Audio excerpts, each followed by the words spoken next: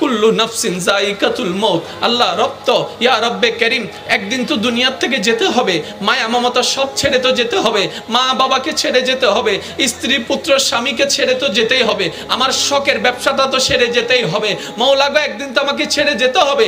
একদিন তো আমি দেখবো না সূর্যের আলোটা, চন্দ্রের সেই কিরণটা আমি দেখবো না, পৃথিবীর বাতাসটা আমি আর নিতে পারবো না। মওলা, একদিন তো মৃত্যুবরণ করতে হবে। মওলা গো, কেউ মৃত্যুবরণ করে মোটরসাইকেলে, কেউ মৃত্যুবরণ করে বাসের মধ্যে, কেউ মৃত্যুবরণ করে হসপিটালের মধ্যে, কেউ মৃত্যুবরণ করে এখানে, কেউ মৃত্যুবরণ করে ওখানে, কেউ মৃত্যুবরণ করে পানিতে, কেউ মৃত্যুবরণ করে আগুনে, কেউ মৃত্যুবরণ করে স্ট্রোক করে। মওলা, মৃত্যু যেহেতু আমার হবে, তোমার দরবারে একটা ফরিয়াদ, এমন একটা মৃত্যু দিও যখন আমার কপালটা থাকবে সিজদার মধ্যে, আমার কপালটা থাকবে সিজদার মধ্যে, জবান থেকে বের হতে থাকবে তোমার প্রশংসা, সুবহান রাব্বিয়াল আলা, সুবহান রাব্বিয়াল আলা।